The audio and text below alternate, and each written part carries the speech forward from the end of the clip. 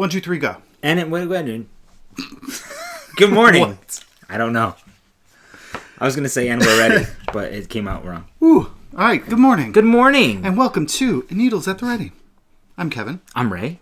Today is Monday, January 20th, 2025. And this is episode 127 of our YouTube channel, where we talk about knitting, crocheting. Yeah. I don't know if there's any of that today. Oh, there is. I have crochet. Knitting, crocheting, spinning, yarn dyeing, and buying of stuff that goes with all of those fun, fibery crafts. Isn't that lovely? This is our first time recording, I think, ever on a Monday. I'm trying to think. I don't know. I'm sure we've had to do it before, like after missing something. Maybe, no, you know what? Probably like after a Rhinebeck type of thing. On a Monday? Maybe. I don't know. Anywho, we're recording on a Monday because we are off today in honor of Dr. Martin Luther King Jr. Here in the U.S. And we are just coming off of our trip to New York City, where we met with some lovely friends and participated a little bit in Vogue Knitting Live there in the events.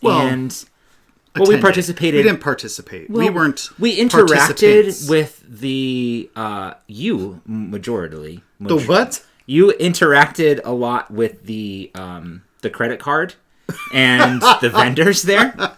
I did. We did participate. I did participate. Yeah. I supported small businesses. You sure did. No, there's nothing wrong with that. There's actually everything right with that. So anyway, we were going to originally postpone our recording until next week, but we decided since we're both off, we didn't realize that you were going to be off, and then when we did, we figured let's try to stay on track. So here we are. We hope you guys are ready to buckle up, because I have 9 FOs. What? And I have 3 whips. I am coming to you with 1 FO, 1 hoe, and 2.5 whips. Okay. So, let's see. Admin-y stuff. Okay. What is there? Well, we still have our Socks for Sam. The Knitalong is still going on. We're probably going to start wrapping up our portion of that soon because we have a lovely prize that I don't have with me. It's actually in that closet, but that's okay. And we are participating by just kind of showcasing some of your projects who are taking part in that Knitalong, and hosting that over on our Ravelry group. Words are hard today. I know. I think we're still a little tired from the weekend. Yeah, it was busy. We partied like we were in our 20s. We kind of did. We did. And then, so that's still going on. So maybe we'll wrap that up next week. Well, why not just the end of January? Why don't we wrap that up at the end of January? So we'll wrap that up at the end of January, and we'll pull a winner from that. We'll announce it here on our podcast. That's thing one. We also have the From a Book Mal. We do. Going on. So that's it is an informal mal that just requires you make something from a book or a periodical, something that's been printed. At one point. That you have in your library, like this, physical, that you can grab and open and read. And it's super informal. There's only a hashtag, From a Book Mal.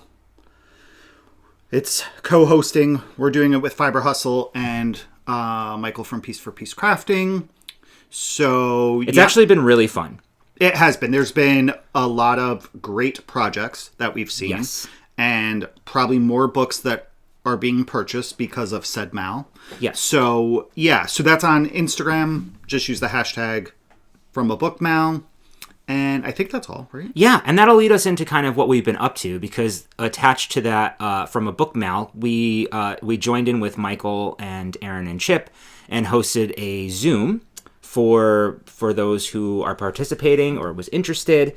And it was really nice. There were, 30 or so of us. We got a chance to chat and share what everybody has been working on, and it was a lot of inspiration. It was, and it was a lot of cool projects to see, like people doing different things, whether it was like making gnomes or a hood or socks or whatever the case was. And it was really fun. I think we did it for about 2 hours, and we were just chatty and talking, and it's nice to come together with people from the community and get inspired. Yeah, and to see everybody's projects, they were all so different. Yeah. Some of them were like, and it was interesting because two of the people that participated were both working on birds.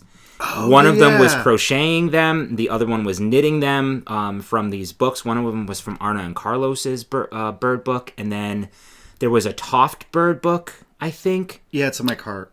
Yeah, of course. I have like 4 books. We put a lot of books in our cart. And we'll show you during the acquisitions phase, we did get one book from a very dear friend of ours that we would love to show. So anyway, that was a lot of fun. That was one of the things that we did. That was a highlight last weekend. Yeah, what else did we do? We got to spend... Was it last weekend? Or maybe it was the day after. No, it was the day after. Oh, it was the day we podcasted.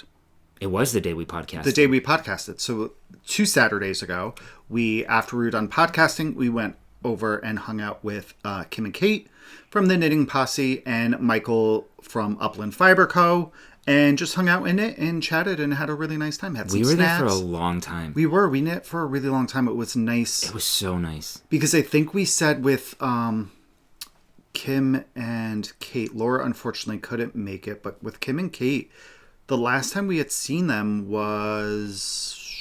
I think the Socks for Sam... The Socks for Sam at Pick Up Every Stitch. Yeah. And I don't recall. I think that was November? I think it was about November. Yeah.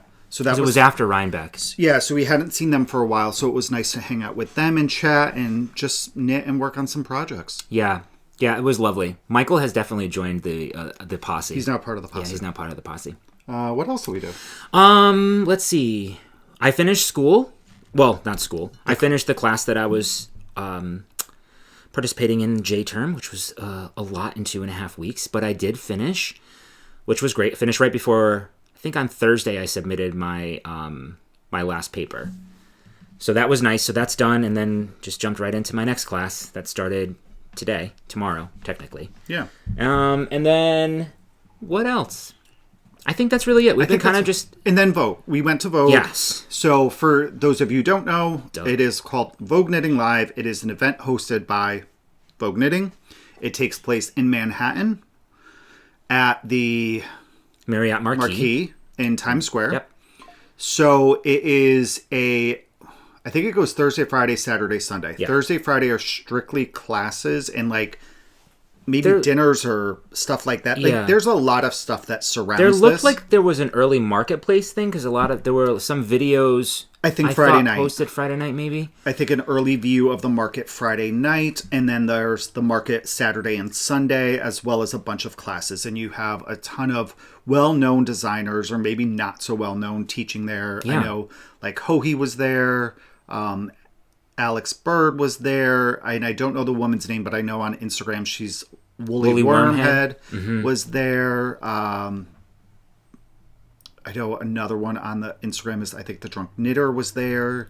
And we said last year that we wanted to do classes. And you know, hearing the variety of classes, I think that we should probably just do something. Like our friend Sue took a color theory class, which sounded really cool. Zandy Peters? Yeah. Who is from, they are from Connecticut. So, all right. So the weekend in general for us, our experience was... The marketplace seemed a little subdued. Yeah. And not as many... There weren't as many people there. And again, this is only our 3rd year, so we can't talk like pre-COVID. Right. But there weren't as many people there that we had even seen last year. Maybe even vendor-wise. Some vendors did split off and have their own thing that we weren't able to attend. It was called A Time to Remember. Yeah. So we weren't able to make that. But yeah, it was a little more subdued this year. The energy was I will say the energy was a little bit lower. I felt the same. In our opinion. Yeah, I felt the same. It was great to see a bunch of you guys. Great to see vendors that we've seen at a ton of events and just get to chat, which that's the benefit, I guess, of it being a little calmer was that we were able to talk to a lot of the vendors for a really decent amount of time. Right. So we did that. Yeah. Our trip, we really just went up on Saturday. We're very fortunate enough to be very close to New York City. So we took the train right from our town here. Our town. We picked up Laura. Don't you know? I know. Well, we didn't pick them up, but... Well, we didn't even sit with them on the train. No, I know. But Deb and Laura were going to join us, but there wasn't enough room on our train. It was quite busy, actually. It was a very packed train. But it was an hour and a half, 40-minute train ride. Super easy. Got a chance to, knit and hang out on the train. Took the shuttle right to the venue, and... Pretty much. That was really it. And we stayed the night on Saturday, and we left Sunday pretty early. Yeah, we had breakfast, pretty much had breakfast and left. Yeah. We went to dinner on Saturday night. That's the favorite highlight of the trip for us. So this is now our third year. Yeah. We go to a restaurant called the name Isle of the of Capri. Isle of Capri with Kate, Kim, Laura, then our friend Sue, Max and Vincent, Le Garçon, and Michael, Upland Fiber Co. So we go to dinner. We have a lovely time. Beth McDonald Stone. Oh my gosh, thank you. And Beth McDonald Stone, designer. She's a hoot. She's fantastic. And other than Rhinebeck, I think that's the only other time of year that we get to run into her. Yeah, I think so too. So it's very nice to see her. Just all of them, and we have a lovely dinner. We laugh, we chat. It's great because there's conversations at both ends of the table. Sometimes we leave and we think we're 20 and we go to other bars and have multiple beverages. And it's fantastic. Sometimes. That was pretty much every time. It's the past 3 years. And Tanya, you were missed. You were very missed, Tanya. Hi, Tanya.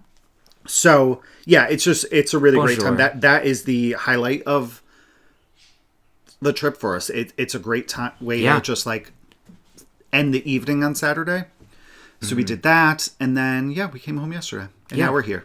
And now don't get us wrong. We definitely did some shopping. We definitely broke. I did. We broke some piggy banks. I broke a lot of them. Yeah. But that's great. All right. We supported the small businesses, like you said. So I think that you're all caught up now. Yeah, I think so. So let's just jump into some knitting. Let's do it. So I have, again, 9 FOs. Why don't you go ahead and get started? I'll light up a cigarette and just hang out. Just kidding. All right, so my first 7 are all the same thing. So this is going to be pretty quick. Let's go to my good notes. I think that's where it is. So this, I don't even know if this is where. Okay, good notes. Stop. Miscellaneous. Here we go. So this pattern was recommended to us by our friend Jeff. It is called the Copycat Dishcloth by Leah Michelle Designs. It's a free pattern on Ravelry. And it is my attempt to get rid of some stash. We have a lot of dishy. To work through some stash. I feel like getting rid of just has a negative I believe that is correct. Yeah. So to work through some of our stash, and we have a bunch of dishy when we thought we were going to be washcloth knitters. Yeah. Apparently full time. It's really Laura's fault from Knit for Brains. Remember that? When she was knitting 25 dishcloths, and I thought we felt maybe that we were going to have a competition with her. And we do use these. I love a hand knit Same. Hand knit washcloth. So, here they all are. What a great name for a pattern, a wishcloth. Oh, cute. How can we make that happen? Cute, Kevin. So, I knit 3 out of Dishy Twist in the colorway Conch. Conch? Like conch? a shell? Like a conch? Conch shell. Yeah, conch. Conch. I'm done. So, super, just really cute. It's supposed to mimic like a real towel. You know how they have that little band here on a towel? Yeah, so, it's really easy. I'm using a US 8, which is a 5mm. I cast on less stitches. I only cast on, with the exception of that one, I cast on 32, and then I followed the pattern here, but then I do 16 garter ridges, follow the pattern, and then follow the pattern. And each one uses roughly about 30-ish grams of yarn. So one of your ends popped through. I've knit one skein, so we'll say 100 grams. This is in the colorway blue, I think. I think that's the only thing it's called. So I've made 3 of those. That is the same as this? Yes. Oh, well, here it is right here. This is... I think it's just blue. It's blue. Dishy. Twist. Worsted. Knit picks. So this is another 100 grams. And then I did this one last night. And this is called... Is it Pearl?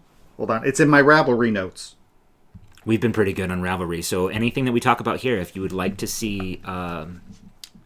you can follow us on Ravelry. We'll have all of our projects listed there so far. Oh, wait. I didn't put... Yes, I did put this one on Ravelry. Pebble. That's what it's called. Pebble. So this was 30 grams. So this combined 230 grams out of stash. You are able to do how many in a day? I can do at least 2. I did these 2 in one day, and then... And it wasn't even all day knitting. No, they're really quick. Once you get in the rhythm of it, I don't look at the pattern anymore. Now I know what I want to do. So I'm going to put some of these in a... You should probably silence your thing.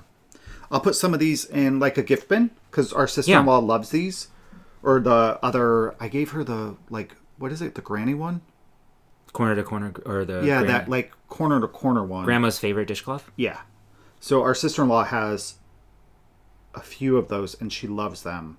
She prefers them more than one that's mainly stockinette stitch. Mm-hmm. So I figured I'll give some to her and just keep going and put them out for Christmas. People can take some around the holidays if they want. We will use some... So yes, Copycat Dishcloth. Oh, this actually says by Michelle Krause. She must... I was going to say, I thought my Awala broke. Oh yeah, so there we go. 7 of those. Done. Great job. Am I still going? Or are you Yeah, going? you have 2 more still to show? 1, 2. I have 1 more to show. Okay, so then next up, this is the World's Simplest Mitts by Tin Can Knits. Did I bring the tag up? I was really impressed with this yarn. Okay, so this is knit out of some deep stash. I got this at, I want to say Knit New Haven when they were having a sale on it. Mm-hmm. So this is West Yorkshire Spinners Blueface Leicester Aran. They were 50 gram balls, 83 meters, 91 yards, 100% wool. Yes, 50 grams. And let's go to the library. This colorway is called... Is it not on the ball band? No, it's covered up. The numbers covered up. This was the colorway teal, color 134. I did the adult medium, and I used US 5s for the ribbing and US 7s for the hand. So just some really simple mitts. I've been trying to go for daily walks, and it's been really cold. And I have 1 pair of mitts, my colorwork mitts, that I made like 2 years ago, or last year maybe. Those are Selbu mitts, right?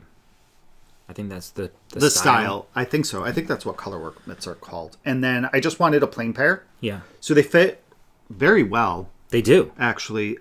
They fit me even better. They knit up. I knit a mitt a day for the most part because it's really quick. It's a free pattern. I use their app, the Tin Can Knits app, because you can have the pattern in there and just follow along, and it walks you through it really well. These used 71 grams of yarn. Oh, good to know. So you have a little bit left over. What else? Something I do, actually, it's not too great. I thought it looked better when I pick up stitches. So the only thing I did differently is at the thumb gusset, I have a hole there. Yeah. And a hole there. I think it's because of picking up along the bottom. Underneath, but, yeah. So it asks you to just pick up 1 stitch. I picked up 5 extra stitches. Oh, jeez. On them. So where I know I've seen it on a video.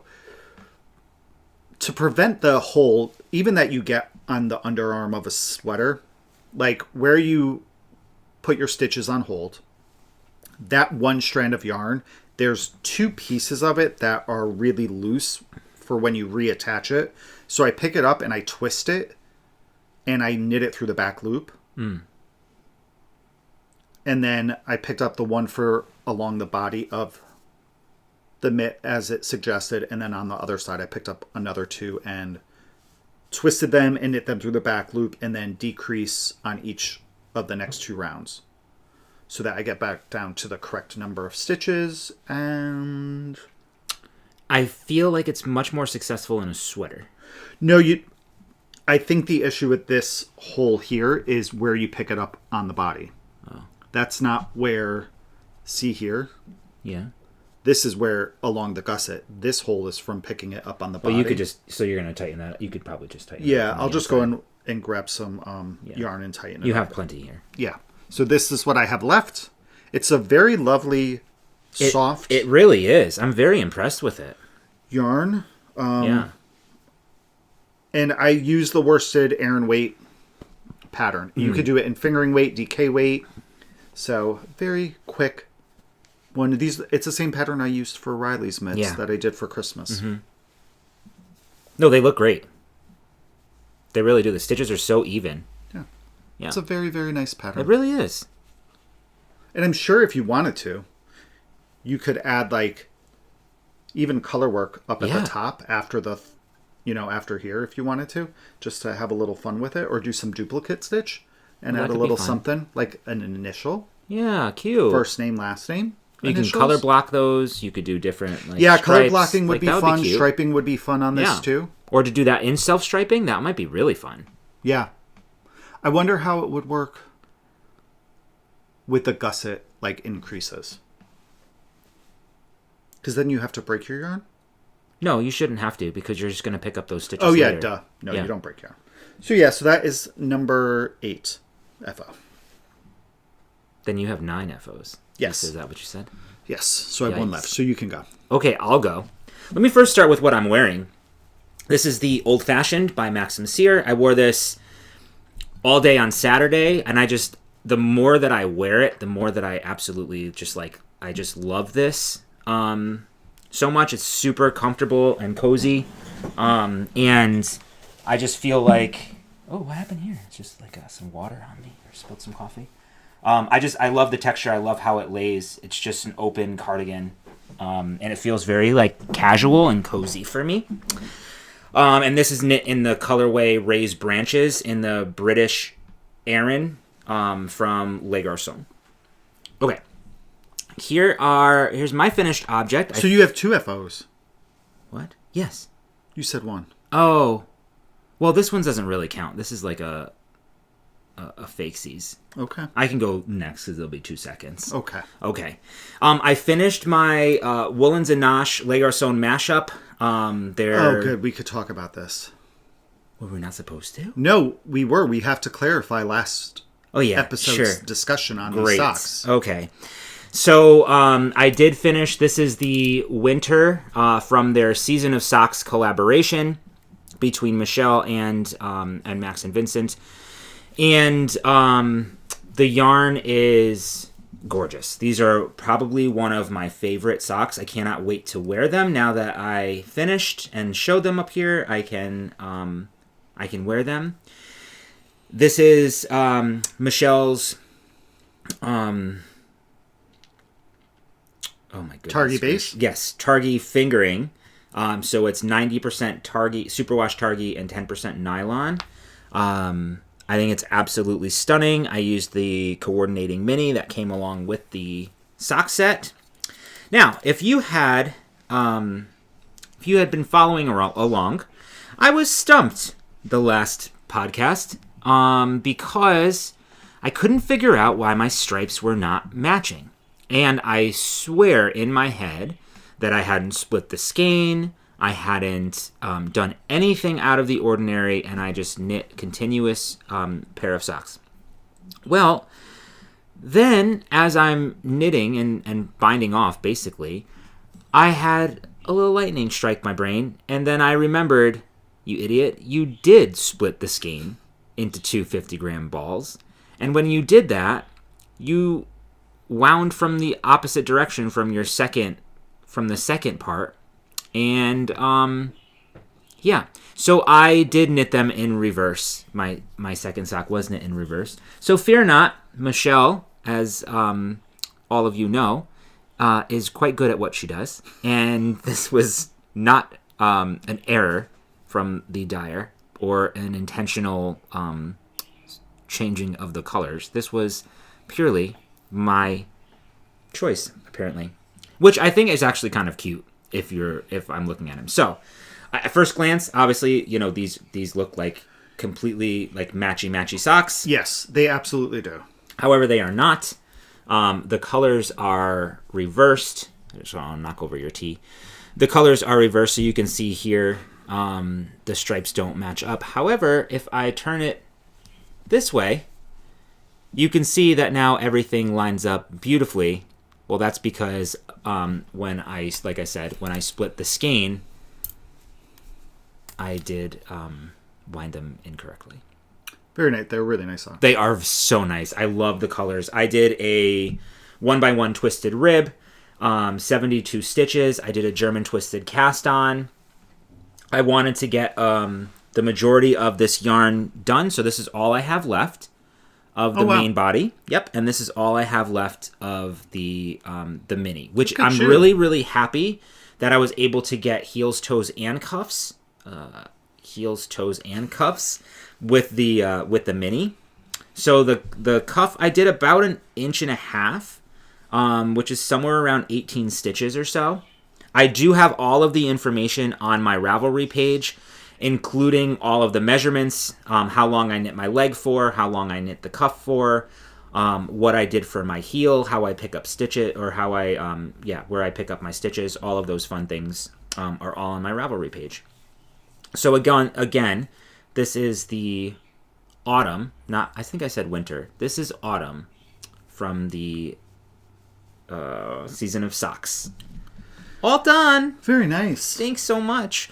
Also, as an aside, on Ravelry, a lot of you had asked, I don't think I have Rabbit on this. I have it on my phone, though.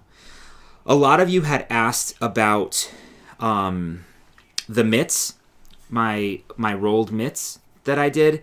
I did put all of that information on my Ravelry page, and I did link that in the last video's show notes. But if you go over to my Ravelry page, you should be able to see that.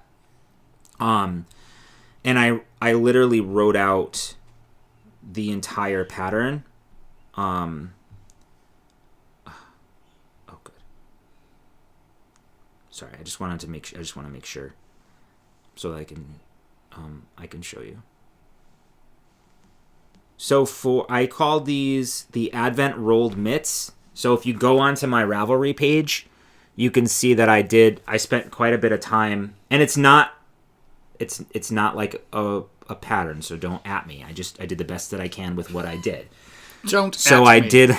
I did list everything that I did there for those mitts, because a lot of people did ask some questions about it. And then I just guessed if you wanted some larger or smaller mitts, what you would do to decrease to get down to a number count that would work for this pattern. So just as an aside there. And as with all past episodes, down below this video, if you hit like more and more, are the show notes. And I think we have links to both of our Ravelry pages. Yes. And if not, we will make sure we have links to our Ravelry pages. Yeah, and I'll link to my Ravelry page for these, because this has the pattern as well as what I did in the show notes. So this is what I was talking about. These are all the notes that I took for those socks that I just showed as well. So you can kind of see exactly what I did. Good job. Yeah, trying. Here we go. So far, so good. 2025. Right? Kicking ass. Okay. All right. That's that. All right, go again.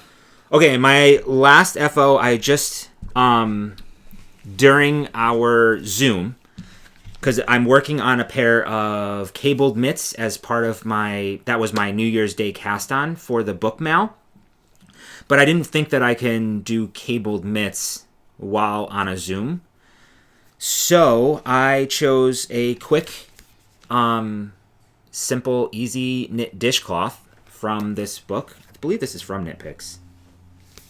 I believe it may be too. Yeah. Or if it's not from Knit Picks, I think that's where we bought it from. It's where we bought it from. It's by that person there on the very top. And I did... Jeez Louise. It's called... So I didn't want to do cabled... I didn't want to do cabled mitts, but I certainly did a cabled dishcloth. Because why the hell not? It's called the Cable Stitch. That's all that it is. It's really not a cable, but it looks super cool, I thought, in a solid. And I wish that I actually did a solid, but I didn't. I used the Dishy Twist, what we just showed in that colorway blue. And here's what I have. It's going to be very difficult to see, but I think the pattern is really kind of cool. Yeah, you certainly cannot see that. I mean, you kind of can, but can't. Yeah. So I didn't do a full dishcloth. The pattern is written for fingering weight yarn, but I tried to tweak it a little bit for worsted weight yarn. And I attempted to make it square, but it's a little bit smaller, and I didn't take into consideration that this is like super stretchy. Like I can go even further out with the cables. I wish that you can see our lighting's not that great. No, right now it's getting a little bit washed out, I think, with the colors. But anyway, that's what I have. Okay. Not really an FO, but kind of. Well, it is. It's finished. Yeah, I would like to make... I think this would look really nice in a dishcloth. Like a decorative dishcloth. Your work phone went off. That was my work phone? Yeah. Okay. I should probably go check that. You should. Okay. All right. So then I have one more FO, and that is what I'm wearing, but I'll take it off so you can see. I finished, and I love this. This is the Traveler Cowl by Andrea Mowry. And first let me say how much I love this pattern. I think sometimes, we see the post of not everybody, but you know what I mean, right? Like everybody making the same thing, and it's like, oh, here's another pattern. Is it really that good? Everybody's making it. And I will say this one, I believe, is true. It is really that good. So this is a bandana style cowl. It is really meant, although you don't have to use it for handspun, it's kind of like a recipe. Guys, can I talk about how much I really love this? I used my handspun, which is fiber I got at Rhinebeck from Feederbrook Farms. It's 100% BFL. I don't know that I don't think it has a colorway name. So Michael from Piece for Piece, and I both bought a bag of the same fiber. It ended up being 9.2 ounces. I spun it. I split it in half. Then I spun one half straight. And then the other half, I think I split in either 2 or 4. And then just did like a fractal spin. So it came out a little more like a worsted or an Aran weight. And the pattern calls for DK. And I ran out of yarn. Or I started to. So I used some other hand spun in this section. And just alternated every 2 rows. To make sure that I did not run out. So you can sort of tell that it goes... I mean, you can't really tell, but there's a little difference in the color there. So you knit this... Not really noticeable, though. It's really good. You knit this flat, and then you seam it up in the back. And I think my back seam is really, really nice. Because my rows are pretty... Like, they match up pretty well. I did have to adjust and make some adjustments to this because I was getting a larger gauge. And there is a schematic in the pattern that tells you to knit till however many inches, and then you start like section 2, you knit that until you reach a certain number of inches, and then you start your decreasing, or section 3. And also says to kind of make sure that you just have the same number of ridges once you're done with... Oh, I feel like I got yarn in my nose. Same number of ridges so that they match up and it's the same length. So that's kind of what I did. I think it ended up being 11 ridges. I will say something to keep in mind is that this I-cord and this one here, actually, both of mine are a little bit tight. Like, you don't see that there's much stretch. So when I do this, again, I'll just keep that in mind and make sure I don't make my I-cord super tight. Yeah, sure. But it's so good. It fits you really well. I wore it all weekend. Yeah. It super easy to wear. I do kind of like tuck it under a little bit. Like, here's the I-cord, and just flip it in and wear it and love it. Voila. It's good. It just knits and purls and some increases and I-cord. That's all you need to do. I knit mine on a US 6, which is a 4mm, and I believe that's what the pattern calls for.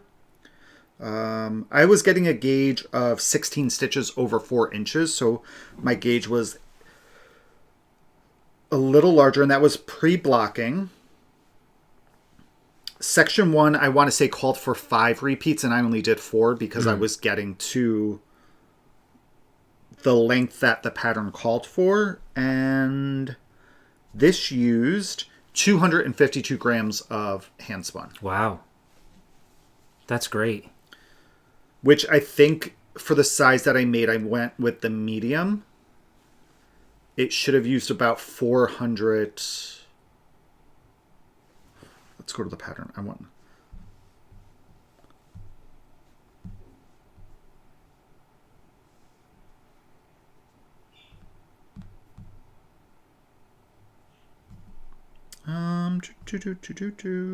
It's supposed to use 400 grams. And how much did I say I used? 200 and something? 252. So I definitely had a thicker yarn in order to use 252. It's so squishy, but like really like it feels, I don't know, it feels really cool. Like, it's really like scrunchy and like cozy. And I will absolutely be making another one of these. Mm-hmm. And then I want to make one Ray's going to be making one too, but I have to make him handspun to do that. You have to spin my yarn. So anything else about this? I don't think so. I highly recommend it. Yeah. I also want to do the Traveler's Shawl now. Would you do that too with handspun as well? Absolutely, yeah. I would love to use handspun. I mean, I need to make more. Mm-hmm. I do have a decent amount, actually, in stash. A good amount, not a decent amount. I have several skeins. That skein is beautiful. This one? Yeah. I know. It really is. Yeah. It goes with, which one? This one. It goes with these. Yeah. No, they're really pretty. It's really, really pretty. I was going to try to work this one. Where is it? Up there. Hold on. I was going to use this one in here. Oh. But I said no, because this one is really nice. I mean, this one's really nice too. Yeah, what are you talking about? They're both really nice, but... That's just... I really love so this. different. I love the golds and... I was like, there's no gold in this skein. No, what you're wearing. Because this is probably more DK. This is a really good skein. Yeah, it's great. All right, that's it. That's everything about the Traveler cowl. Lovely. Make it. Muy it's bien. so good. Like, I understand why over 1,200. There's 1,200 projects on Ravelry. Yeah. Yeah. Yeah, that's it. That's all I have to say about that. Lovely. So that's all our FOs. Those are all of our FOs. Those are good. Yeah, so now we move on to whips. How many do you have? 3. 3. I have... How many do I have? I have 3 as well. Why don't you go? Okay. I'll start with this one because it's almost done. It's technically a hoe. I am knitting some vanilla socks. Again, Ray's sock recipe, which again is listed in my Ravelry.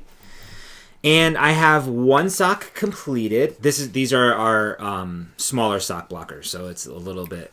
Are those the adjustable ones? Yeah, the Catrinkles. Are they Catrinkles? I'm not sure. I'll take it out of this in a sec. So this is knitted from Hjalgar sewn BFL and nylon. It is from the Mysterious Podcasters box. This is the Mysterious Ray colorway. I've been working on this for quite a while, and now that I have enough of the contrasts, the mini, to go along with that, I zoomed along, finished the sock number 1, and I'm almost done with sock number 2, which I'll show in a sec.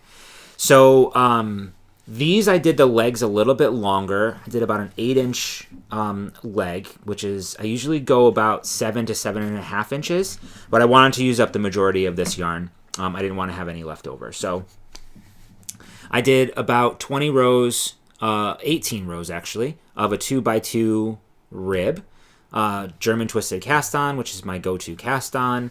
And then for the heel, when I cut in my heel, I do 5 additional rows, and then I start my decreases the same as the toe. So I decrease every other round until I get down to 20 stitches. Then I decrease every round until I get to 14 stitches on the toe and 16 stitches on the heel, and then I Kitchener them up. And yeah, it's really really simple. The one thing that I do when I'm joining in a contrast color, especially after ribbing, is I knit a row of plain knitting in the contrast color before I join in on the yarn.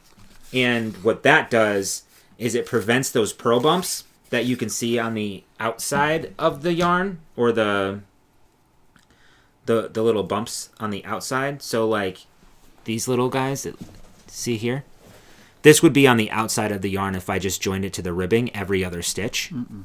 Yeah. No, because I don't do it. Yeah, look at the little funkies. Oh, that's the ribbing. I don't know. I found that it works really well, because I don't like that. I don't get it though. You don't knit an extra round? No. Huh. I don't know. That's what I do. Whatever. So that I have one sock finished, and I have the second one. I have the leg all finished. I marked where I'm going to put in my heel, and then I have a few more inches, maybe 2 more inches, 1.5 inches before I start my toe. And then this sock will be done. This pair of socks will be done. Very nice. And this is from Catrinkles. Yeah, we got those a long time. Oh, Knit and yeah, these were for a while ago. Yeah, we've had those for a couple of years. Yeah. So those are cool because they're adjustable. So yes. You can move, like unscrew and make this longer, or make the leg shorter, or yeah, shorter or longer to kind of fit your foot. Yeah, and you can adjust like where the heel goes to if you want to slide the heel out, because there's a piece in the back that you can pull out to make like a deeper heel to fit your toe. And like Kevin said, I have a couple of more spots to make this longer, and then quite a few more here to make this foot longer if I wanted to. Yep. So, anywho, yeah, that's that. That's number 1. I don't think I have the ball band for this, but this is from the Mysterious Ray. So this is called Mysterious Ray, and this is Emma Stone. Yes, Emma Stone. Okay. All right. Okay. So I'll stay on the sock train, and my sock is currently living in my beautiful Sisters bag that we picked up this year at India Entangled. Mm-hmm. So I have I think I cast on since the last episode, the winter Woolen Zanache Hjalgar sewn collab. I can't wait to start that one. Oh, wait, I have a stitch that came off. All right. So I have the winter collab going. I cast on 64 stitches on a US 1, a 2.25 millimeter, German twisted cast on, and I just did a regular 1x1 rib. I decided to not do twisted this time for 16 rounds, and then I just joined in the yarn. I knit until, I don't know how many inches I knit until I got to. Probably like 6 to 6.5 inches, typically. I'm going to put my heel in here, and what I've done recently is I've been measuring my socks, my knit socks, prior to putting them on, because I do find at the end of the day, some of my socks have a lot of fabric, especially around the heel. So I've been trying them on, or I'm sorry, measuring them before I put them on at the beginning of the day to see the difference in the length that I have between the start of my heel and where my toe starts. So I wore a pair the other day. It was a woolen Tanache. I think it was winter mint colorway. And I had 5 inches in between, and it fit pretty well. I would say maybe it was a little bit too tight to start. So what I'm going to try with these is I'm going to knit 5.5 inches between where I'm going to put my heel and where I'm going to start my toe and see if those are a better fit. And I think I've been watching a lot of Summer Lee's videos on YouTube, the sock designer. And she has said it in the past, and this is kind of with socks, and I would say even, kind of with sweaters, is you have to make them in order to find your recipe. There's no perfect recipe for socks. Because all of our feet are different shapes and we like different fits, you kind of just have to keep making them to find out what's going to work for you, the length, the gauge, how many stitches you want to cast on, the needle size you want to use. Some people use a 2.5 millimeter. Some people use a 2 millimeter for their socks. So I think I need to do that a little bit more. Like, I have a fair number of socks, but I am finding that some of my older socks just have too much fabric at the end of the day. After wearing them all day. Like, one of them, I pulled the heel, and remember I showed you I had like a 1/2 inch of extra fabric by the end of the day. So I think I just need to make my foot shorter. Yeah, I think so too. Just to fit a little bit better. So it doesn't move around in your foot, in your shoe. Yeah. To stretch out in places that you don't want it to stretch out in. So yeah, I think I'm almost there. I know when I measured on Saturday, I think I just hit 5 inches. So I'm going to go to 5.5 and see how that works. Because typically I did like 6 inches. So I think taking off that 1/2 inch. And I was doing the same thing where I was knitting 5 extra rounds. I'm going to cut that back to 3. Good idea. And I do that just because I have a very high arch, so it gives me a little extra fabric right there. Sure. And we'll see how that goes. But I do love the palette on this. So we have like a really dark gray, tan, reddy orange, green, light gray, almost black, and then back to the dark gray. So it's a beautiful palette, and then with the blue, like the icy blue. Well, no, this. Oh, teal. This is gray. That leans blue. It's a very light gray with probably some blue, like a minimal amount of blue. But yeah, this is a gray, and is it the same gray that's in the sock? Yeah. So it's the same gray as this. I see a bluish. So where I put my heel, where? In between these two colors. So I'm going to try to...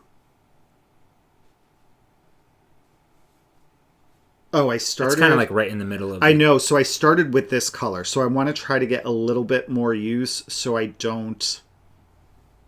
Because I'm currently here, you know? So I would have to rip out quite a bit.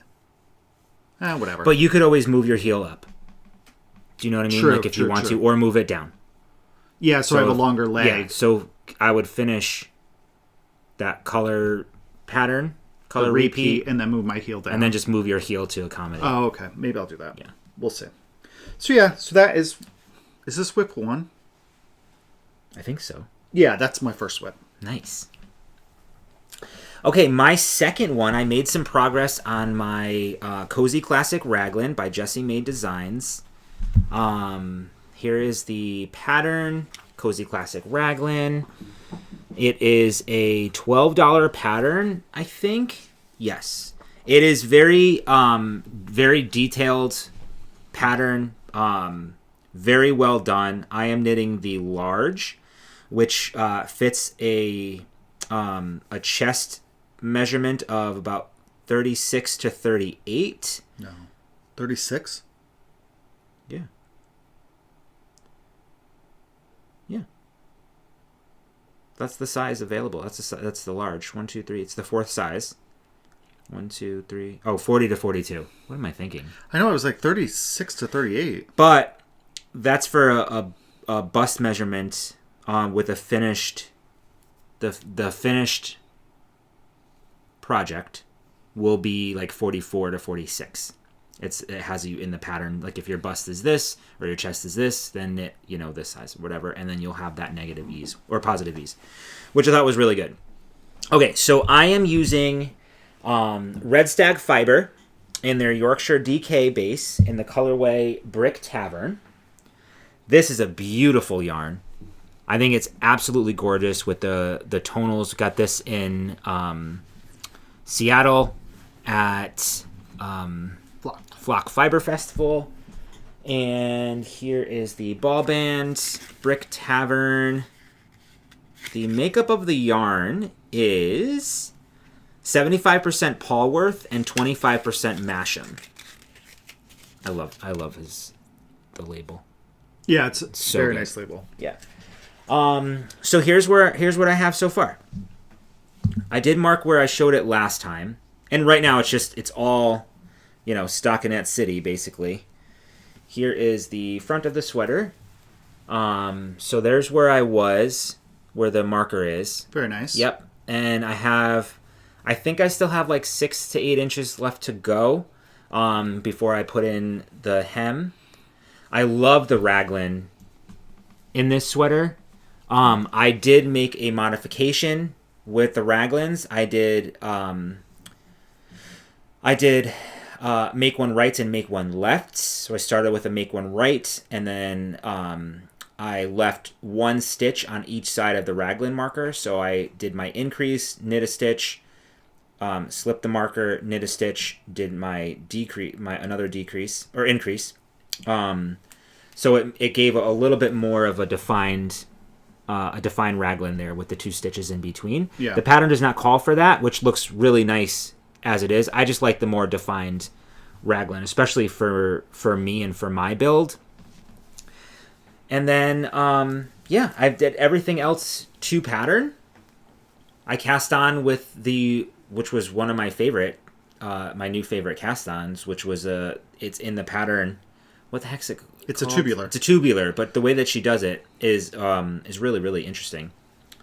So yeah, that's it. I'm using the recommended needle size on this pattern, which is a US 7 for the body. I believe it was a 5 for the ribbing.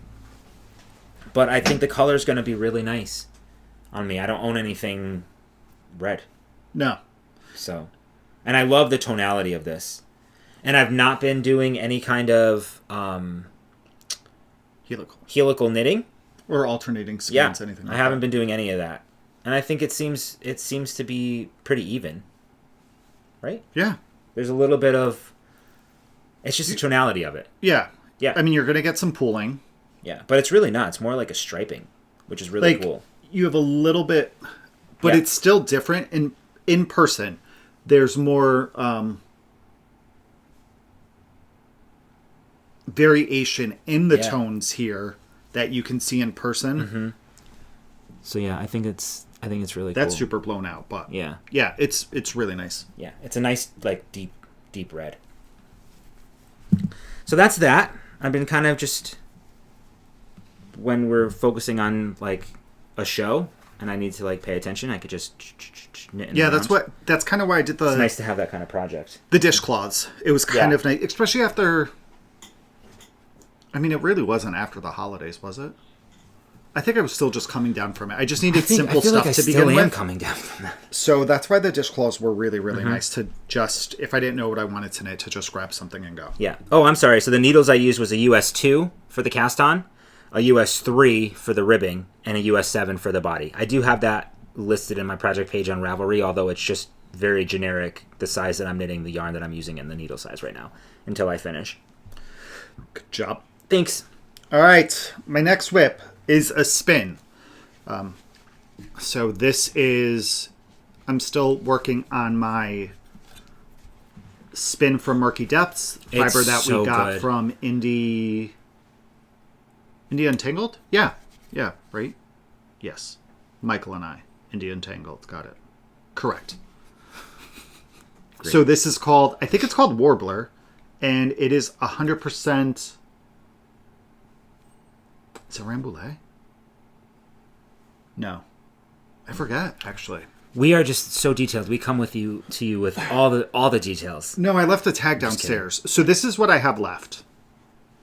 Rambouillet sounds familiar.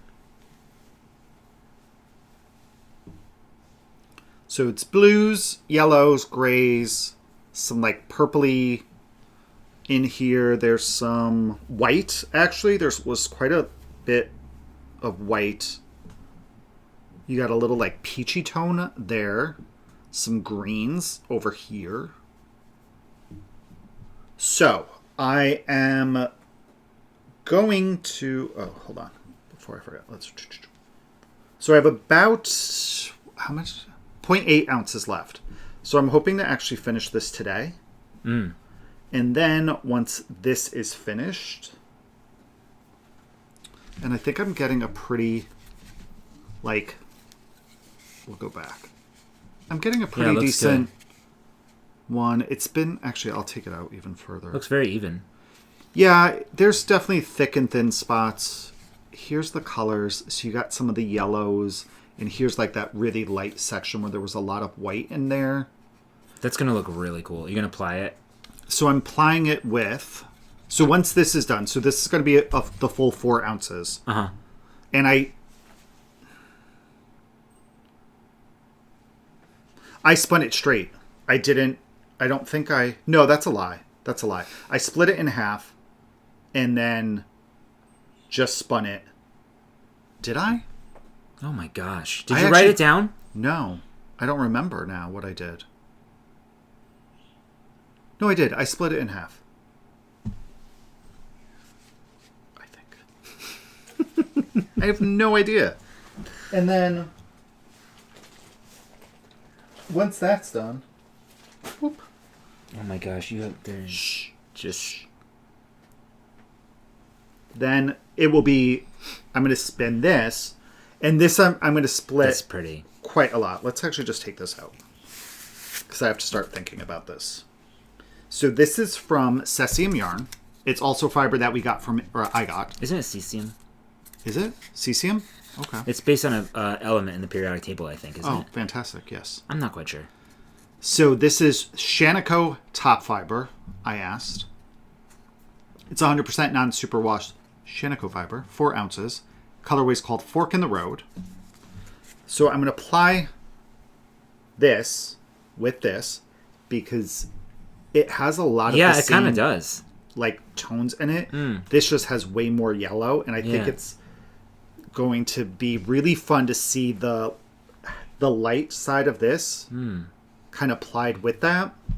And my thought is that it's going to become another one of these once it's applied, because I believe I'm going to get a decay on that if I can spin this one consistently and get it a little bit thinner.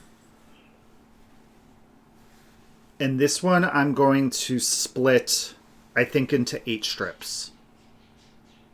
Because, yeah, I think this is going to be nice.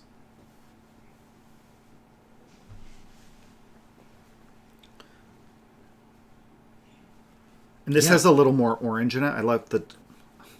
I bet you this is saffron spice. We were talking about that this weekend. And I hate that color. You hate dyeing with that color, but it's pretty. Yeah. So yeah, that's what I'm going to do. I think these two are going to be really, really pretty plied together. Yeah. And I think it will be a beautiful traveler's cowl. I think so too. And that should give me enough, because that's going to give me 8 ounces of fiber. As this was too, but I'm going to try to get more yardage out of it. I'm pretty confident I can get 400 yards. And I'll do a 2-ply. So that's that whip. Lovely. You're up. My last whip is a fresh cast on from last night. Coming back, we always get, I always just get so inspired and I get itchy to cast on new things or to start new things. This one's a crochet project, so to hook on new things. Do you like that? And so, I was like, I'm waiting for the yarn to come in for the Tunisian crochet blanket that I would like to start. So I was just itching to do it, and I wanted to start a crochet project. So I did.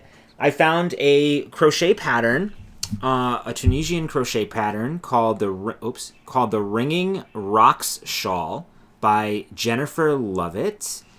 And it's a really nice triangular shawl, and I love how it seems to wear. And I thought it would be really cool. It kind of reminds me of how the Paris Toujours would wear. Okay. Like that bulky, like nice, cozy shawl. Like I think I love this. So there are 3 options in the pattern. You can do a solid, you can do a 2-color fade, or a 3-color fade. So I was looking through Stash, and here's one of the fades. I was looking through Stash, and I found 3 yarns that I thought worked really, really well together. And it's going like pretty deep into Stash for some of these yarns. So the first one is actually one of a kind, and I'm not sure if they're still around anymore. By the Moonlight Studio. It's Mischievous Yarns to Enrich the Soul. Here's the tag. A couple of years ago, I won a Instagram giveaway for this company, and they dyed in a colorway based on some of my favorite colors at the time, and it was autumn, and I love the autumn colors. And they named the colorway Ray. So this is a custom colorway. It's 80% superwash merino, 20% nylon. It's 400 yards per 100 grams. Here, and I think I just showed you the color, but here it is. I think it's absolutely beautiful. It's very, very autumnal. The second color, that's going to be color 1, contrast color 1. I'm going to fade from light to dark. It's light to dark, and then I don't want to, because they're all rich in color, but to the deeper, richer colors. More saturated. More saturated, yeah. Thank you. This one is from Fangirl Fibers. We got this in Maryland. This is the colorway Let the Wookiee Win. So it's based off of a Wookiee, right? Chewie, right, yeah. Probably. Fangirl Fibers. Oops, sorry, here you go.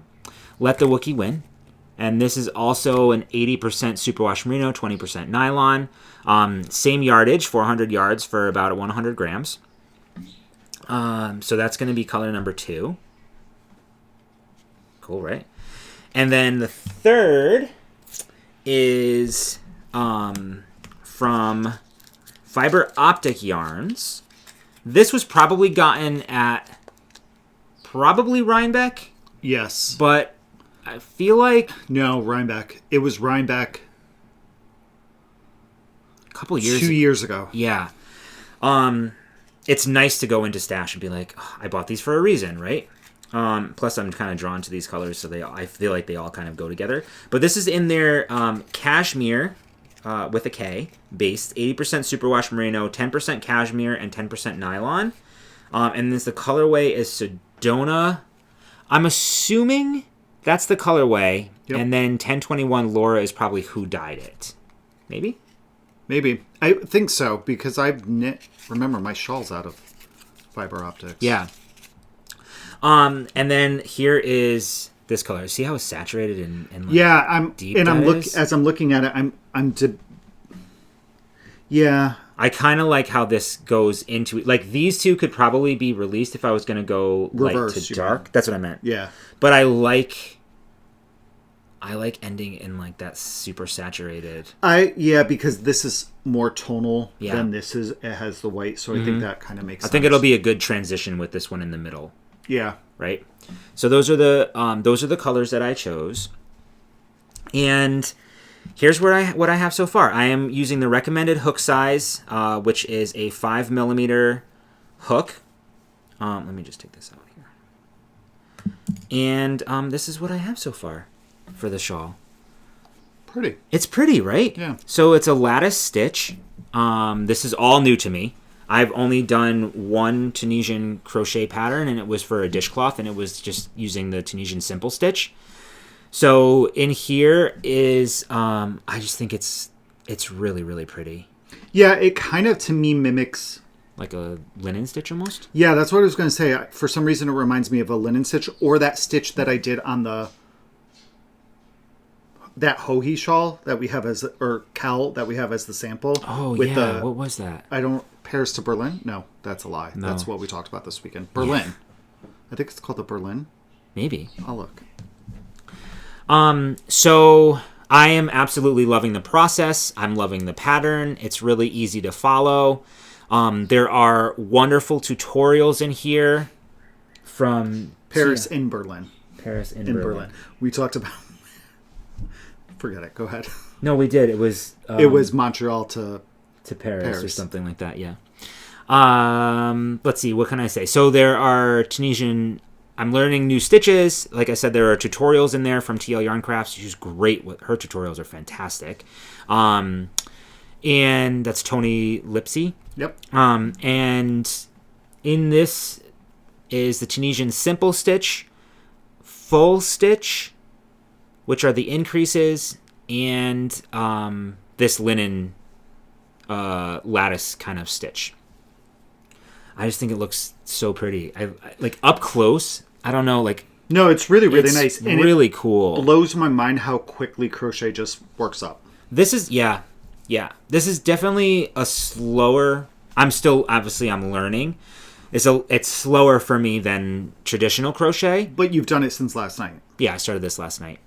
And so the cool thing about this pattern is that it's because I'm fading. I'm going to fade until I have a certain amount of grams left of this one.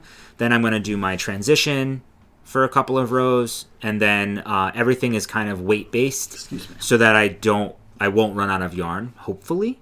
Okay. So will you use this yarn again? Yep, at the end. So it's going to be a mirror. So you fade the first half of the triangle. Okay. Right? Like this. And then you fade the second half of the triangle in reverse order. Okay. Back down. So these will be on the ends.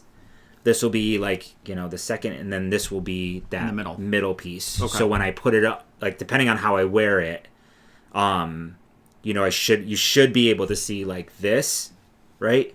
Followed by like this, and then like this. Gotcha. I don't know, and these can kind of like hang down. Okay. I just think it'll be really pretty. And I was really excited to be able to use some of our stash because we have a lot of it. No, we don't. So Liar. to be able to don't say get rid. I was going to be able to work through 3 skeins.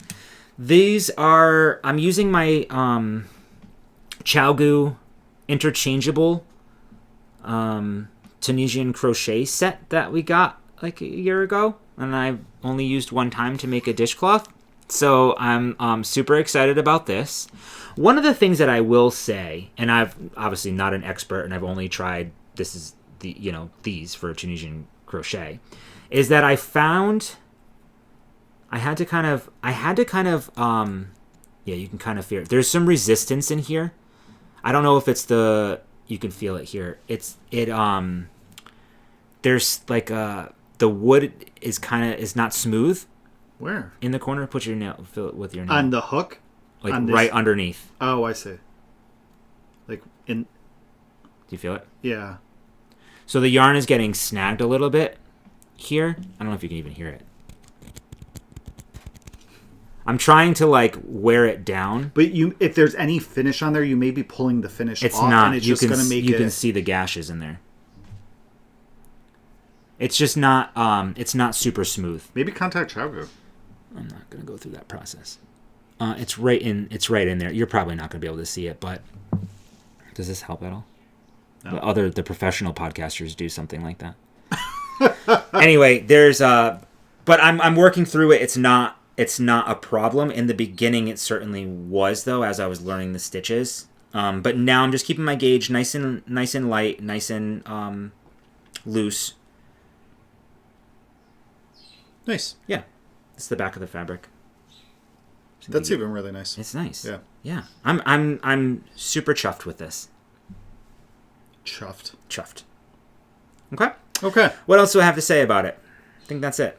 All right. I want to do more, but I have homework to do. I have to see where I'm at. Maybe I'll just do the planning today and I can work on this and then we'll see what happens.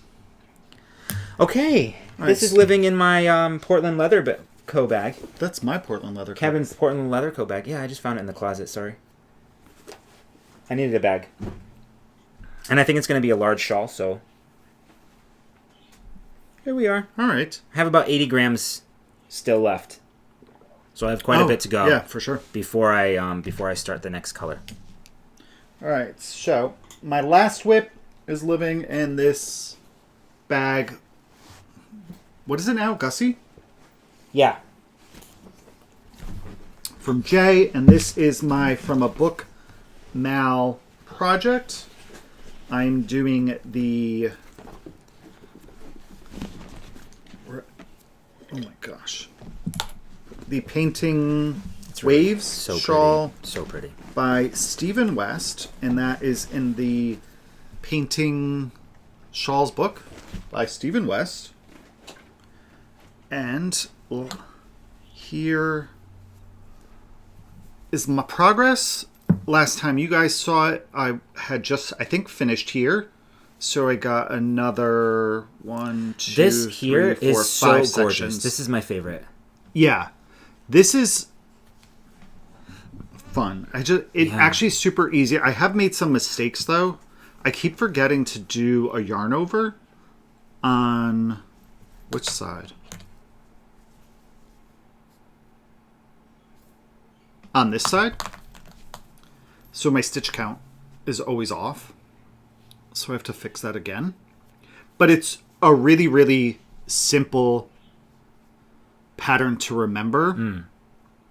It is just... Each section's 4 rows. So you have some garter, some stockinette, some yarn overs, knit 2 togethers, and that's it. So now I'm at the point where I am repeating this pattern between these markers as well. So now it's 2 sections of the yarn overs. The main color is La Bien Aimée in their Merino Super Sock, 425 meters or 465 yards for 100 grams. And it's their 75-25 Superwash Merino in the colorway Jasper. And then the rest of the colors are all leftovers. So I have some Mace of Skeins Eggnog. This is BB-8 from, I think it's Candy Shop. Oh, yeah. This is, I don't remember. This one is Rusted Wagon Wheel. We have some Lolo Did It in here. Wow, you're good. You're remembering these. Actually, I think I have 2 Lolo Did It's in there. This was from Slipstravaganza. This is Earwax. That's from the Dumbledore Club. These 2, I'm not sure where they're from. So I did this. I haven't worked on it since our From the Book Mal Zoom. Mm-hmm. I do want to get at least the other 3 yellows in, so I'll have 2 full repeats done. So it is 3 sections, and then you repeat, I didn't realize, like each of the 3 sections like 5 times or something like that. So I'm almost done with section 2, the first repeat of it. And this, I have no timetable that I want to finish it. It's probably going to be like a year-long one, and maybe once a month I get at least once a month I get through a repeat, if not more, depending on what my mood is and what I want to work on. I think that's really cool. And that is knit on, let me pull up the pattern.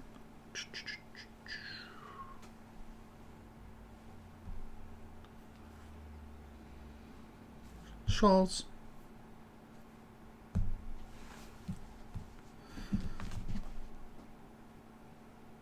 So here, that's really this cool. is Painting Waves. So that's what it would look like if I did it in those colors. And I am not. And it is knit on a US 5. I know that. I'm pretty confident. US 5, so a 3.75 millimeter needle. And then I just want to see section 3. So you repeat.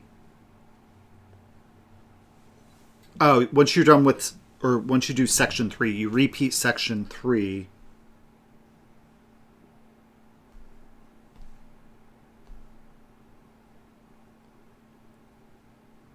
Four more times. So it's not too bad. I'll never have more than 254 stitches on my needles, which that's okay. I always compare everything to Slip Stravaganza. If it's less than 1,000 stitches, it's a good day. That's true. Very true. When you compare it to that beast of a shawl, yeah. If it's under 1,000 stitches, I'm like, all right, that's fine. Yeah. It's smaller than Slip Stravaganza. It's all about perception. Yes. So that is all of the FOs and whips. Yeah. So we'll do a quick, we'll talk about dyeing really quick. I've put a few things in the shop. So I added a couple skeins of Iron Mountain on the Aries base, which is 75% superwash BFL, 25% nylon. I've also dyed up some more of Canyon Hues. This is a gorgeous colorway. I know, it's so interesting. Yeah. Every time I look at it, I love seeing all the different colors. We need to do a tube out of that. So this is on the 75-25 superwash merino nylon. Yeah. And I just love all the variations. And this, like, colors... Like, when you're... I think it's 3 dyes that I've used. Mm-hmm. But as they combine and you get that, like, 4th, 5th, and 6th color, I really like that. I also have this on the 75-25 DK in the shop. And then a new one... I'm going to see if I have the photo here. So I was just, like, messing around one day. And I have... these, oh, here we go. So I have this like photo inspiration. Oh, I have it right here. Let me go to my files. So it's called The Color Catalog by Sarah Renee Clark. And it gives you a lot of different color palettes that you can work with. And it could be for anything like coloring, painting, whatever. So it has all of these images in it. It's really cool. Right? And I picked... Let me see if I can find the one I picked. This one.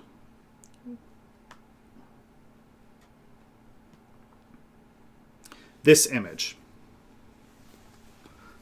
So this image picks, the 5 colors from it. It gives me the hex code, which is the number with the hashtag or pound symbol for you people born in the 80s. The pound sign.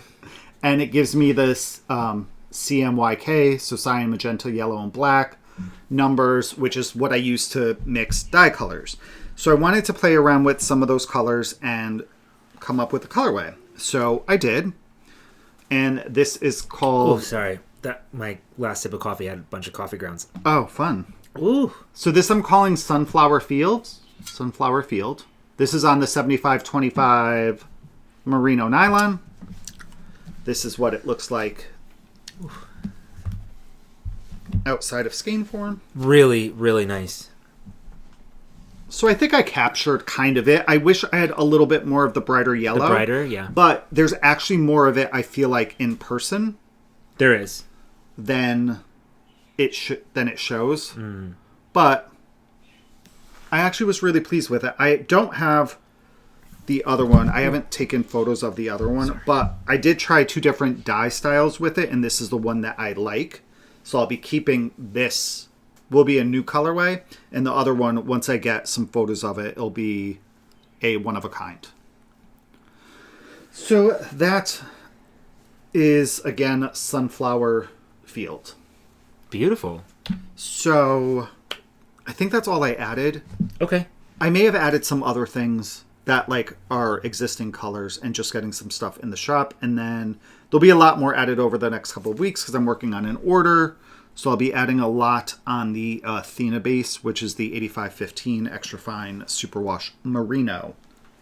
And that's all of that. So now we're going to jump into Breaking the Bank, which is stuff we bought. Owl Post, which is stuff that some of you all may have given us or sent us. Mm-hmm. And reading and watching. Okay. All right, so let's start with Owl Post. Yeah. Do you have it all? Just want to start off by saying thank you. We never expect things. We don't, we're not asking for any of that stuff. But over this weekend, it was really sweet when we ran into some of you. You anticipated seeing us and you had gifts for us, which was, it's always just mind-boggling. And sometimes I get taken aback, so I apologize if it was awkward at all. But we never expect any of that. But just thank you. So of course we always forget to ask if it's okay to show and say your names or whatever the case is. But we're just gonna show what the thing is too is that we're also we really do, and I think Olivia said it well, is that she wasn't taking a lot of pictures because she's just trying to enjoy the moment. We're in the moment. We don't think of taking pictures. We're really just there, right, and being really present at the moment. So having that conversation, so it's not stuff that we think about doing. It's until afterwards, and they're like, oh, correct, shoot, yeah. So we in no order. Well, let's start with this one because this was right when we first got in. This is absolutely... I know, this was really stunning. Stunning. Again, I don't remember names. So I ran into... You and I were at two different conversations. We were. We split up quite a bit. Yeah. Most of the time, we'll be together and, one of us can... Yeah. But this time, everything... We had just gotten there. We saw Kim and Michael sitting down and knitting. Oh, yeah. Right? We had just kind of gotten into the train, so we needed to tinkle, and we didn't even... Laura needed to, wanted to get some coffee, so we just kind of oh, hi, Kim and Michael, let's just say, let's stop before we, jump into things. Anywho, long story short, I was talking to somebody, and then you were talking to... Yes. Right. So bizarre. So yes. Right. So first, this was a beautiful package. I ran into a mother and daughter and chatted with them for quite a bit. And they are from Ecuador. And because of our tasting videos, she wanted to bring us some treats from Ecuador and in this box. And this box is beautiful. I was taken aback by the box. Yeah. It's not even so incredibly stunning, right, and thoughtful. Yes. So I will say we've already had quite a bit of the snacks. I ate the chocolate bar last night. Did you eat the whole thing? Yeah. You don't like dark chocolate. You didn't want it. I would have tried it. No, you wouldn't have. Now you're feeling guilty, right? No, I don't feel guilt. Well, you should. And then never. We had coffee today. And there's another one in here. We don't know what it is. I don't know what it is. I think it's a marshmallow. It's it has a marshmallowy kind of texture, almost like a Charleston chew. Right? But then there's a wafery element to it and almost like a... I don't know if there's some type of nut in here too. But it's actually quite delicious. And what I really enjoyed about what we've tried is nothing's been overly sweet. So it's... Even though it's a sweet, it's not too sweet. Right. So, and it was really nice. We talked about knitting. We talked about patterns for men. I was talking with her daughter because she wants to make her husband a sweater. And we were just talking about different types of fit and things that we like. So it was just a really nice way to connect and have a conversation. And that was something that came up, and it comes up quite a bit at any of these events, is talking to other knitters who really appreciate the fact that we talk about patterns that they can knit for their husbands or their sons or their grandsons or whatever the case is. So it's really nice that it resonates with people, and that was one of the reasons we started the podcast. But so thank you. Gorgeous. We'll see if we can get this linked down below. Yeah. So this is. I don't see a website, but we can probably find their Instagram. Yeah, we'll link the Instagram. But it was. I know this box has to stay out because this is just 100%. We'll have that down. We should have that downstairs, maybe on our table behind the couch. That would look really pretty. Oh yeah. You know. But it was great pack up, like the chocolate and coffee. There was the creme de coco in there too. Did you say that?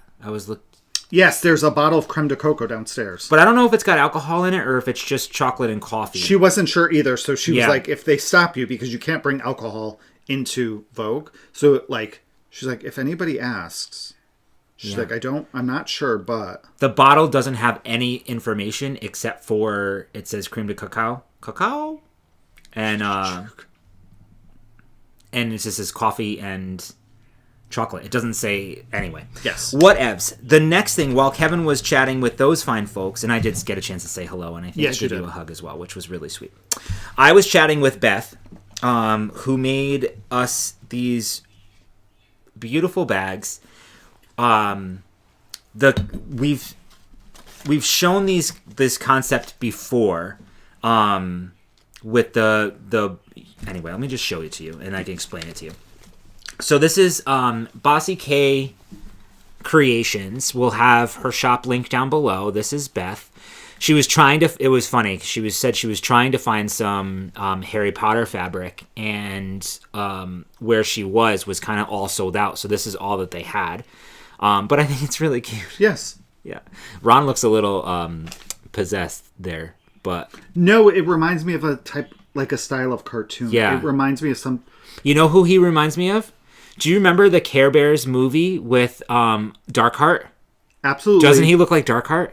He kind of does, like and eyes? Like a combination of a Voltron character. Oh yeah, for sure. Okay. Okay. So again, I thought this was really cute. So you put your ball of yarn in here, you snap it shut, you can pull, from the top. If you're doing color work, you could fold these sides over, attach them to themselves. I don't want to show you this part yet. And you can have like the two balls, one in each bag, to do some like color work. And this way, when you know how like your color work skeins can get twisted, yeah. So you can just turn them, and it makes it a little bit easier for like yarn management. And then she got an embroidery, like new embroidery machine or whatever, and she made us. Look, needles at the ready ones. Super cute. Isn't that adorable? And then on every bag, she has this really cute, this is called the Cozy Cake Cuddles. Caddies. Sorry. I'm all about the cuddling. The Cozy Cake Caddies are here for you. Use only one or choose to use two. Place your extra cakes inside and give a little snap, or click two together when you turn down the flap. Your cakes will stay together instead of a convoluted mess, which can cause you angst and unnecessary stress. Very cute. Isn't that cute? So thank you, Beth. This is her website. It's called Explore with Beth. She's got really fun project bags and like totes and all different things. Oh, the fabric choices are so good. Ooh, the cake basket looks wonderful. So yeah, we'll have that. We'll have that link down below just for her website. It was really, really sweet to meet her and to give her a hug. We've met her before. Yes, we have. Yeah. So, and her husband was there too. This time? He was really nice. Yeah, I believe her husband was there. No. With her. Nope. Wasn't he? Nope. No. All right. And then we also met... Sorry, I'm getting sidetracked by her pictures. What a great website. Katie. Yes. From Twice Sheared Cheap. And we've shown stuff... I don't know if we have the thing here. It's in my products bag downstairs. From them before. So like the row counter chain. Yes. And some of the tins that they have. So... My favorite tin is the one that I have from them is a llama blowing a bubble. Oh, yeah. Bubble gum. Really cute. So we got to chat with her for a bit, and she showed us something that they now... Who's at our front door? Maybe they're delivering... Delivery. Your yarn? It's yarn. Undyed yarn. Undyed yarn. So this is called the cord quill. No, she's scanning it to show that it was delivered and taking a picture. Oh. So where you can make the I-cord. Hopefully it's in the fall. There's a lot of snow on the ground. I know, we haven't shoveled yet. We didn't get as much snow as they thought. Just like, we got maybe an inch. They were we got 3 inches. Did we really? Yeah. Oh, interesting. Okay. So she gave each of us one of these cord quills, and if you go to cordquill.com, it shows how to do your cast on and bind off, and wire art. Here's the QR. And I-cord embellishments. So there's like a pattern to do letters, which I thought could be really fun for Reese and Riley and some of the kids, like doing some letter art for them for a gift. Be really cute. Yeah, I love the handle, and there's a little like thumb depression here to make it very comfortable for you to hold on. And these are very well done. Like they're very very sturdy. Yeah, that's what word I'm looking for. Thank you. And then we got one of their tins as well. And we are affiliates of theirs, but apparently we have the wrong affiliate code. So once she's going to email that to us so that we can actually update our information on our show notes. Yeah, if you're interested. So if you haven't heard of Twice Year Cheap, definitely check them out. They have a bunch of fun little doodads and gadgets. Got gadgets and gizmos aplenty. And they do, we've never purchased one. Maybe this year. Like, I've seen You want thingamabobs? We've got plenty. Whatchamacallit? What's that thing called? Advent box. We should do that maybe this year. Yeah. What kind of Advent am I going to do this year? I was thinking of something. Are you? Yeah. Maybe I was going to do a Woobles one. They're expensive. Yeah, no. If I did one this year, it would be a fiber one. I know. Because that could be fun. Yeah. I'm still doing the self-striping from Michelle. Oh, anyway, yeah. Yeah. But I kind of want something else as well. Do they have, like, crochet? Yeah, of course they do. Maybe you could do a crochet one. Yeah, that's what I'm thinking. That's why I was thinking the Woobles. But the Woobles, no, I think that would be really But it expensive. is a little bit. Because even just their single kits are expensive. Maybe there's how about a Toft one? I wonder if Toft has one. Oh, maybe. I don't know. I still need to get past that. I need to make mine. I need to make another one to get not the bad taste out of my mouth, but that, like, it takes a lot. This one is taking a long time. I should probably try it again. Anywho, also got these lovely gifts. I was supposed to not show Kevin, but I did. And I said, haha, I got these. These were actually for me. But I will share them. It's, this No, you use them way more than I do. I certainly do. So those were gifted to us, so thank you so much. I solemnly swear that I'm up to no good. Yeah.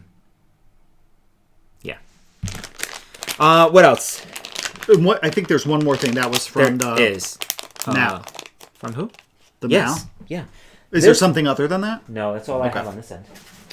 And the last thing is from our Zoom, our dear friend Rachel, who we're a little bit mad at because we think that you ordered this specifically for us. We do, Rachel. We do. Because it came to us in an Amazon box sealed. And not your copy that you said we can borrow. This is the Modern Crochet book by Dabrosi. I don't know. I just want to try to make that pillow. Me too. I want to make the pillow. They're baubles. Yeah. So it's patterns and designs for the minimalist maker. There's a lot of things in here for the home. There's some really fun coasters. I just saw those with the ring. Yeah, that's really cool. If you got the wood rings for them. Yeah, a lot of and how fun. There's a ruler on the inside edge of the book. Very cute. A ton of different. There's the bobble pillow. Oh yeah. That just looks really cozy.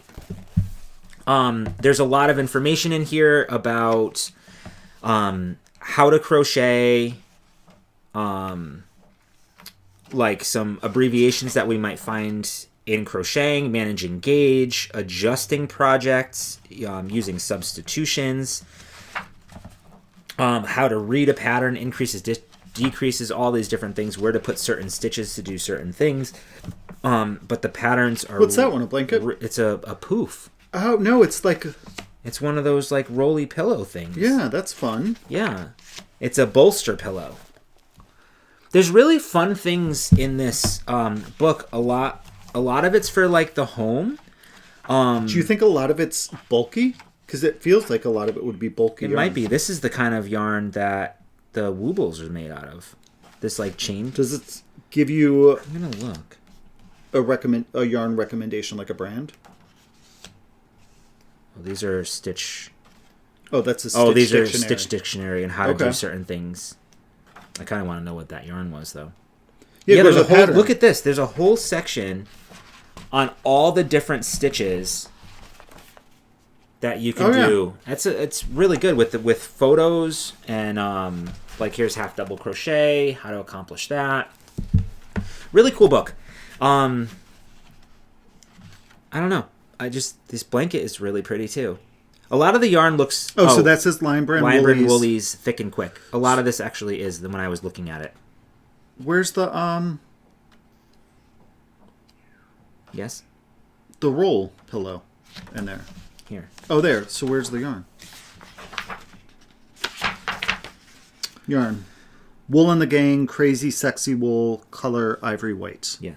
Interesting. Looks like single ply almost. Anywho, Rachel, thank you so much. Yes, thank you, Rachel. We were very inspired. I forgot what she was working. Was she working through this book? No, she wasn't using this. When we said, we were going to get somebody else. Oh, did. yeah. And then she said she had a copy. Yeah. So, that's the owl post. So now let's talk about Breaking the Bank. Okay. I will crinkle. I apologize. But, I mean, it is what it is. Oh, yeah. Let's do... All right. So I'm going to go... I was really focused on fiber, and I said that going in, that I was mainly going to get fiber. Mm-hmm. So that's what I did. Yeah. And I picked up some... You know what? I'm just going to go through all the fiber real quick. Yeah, go for it. So, this is actually for Reg. Let me do this. This is CCM yarn in the Quit Bugging Me. And this is going to be spun and plied with...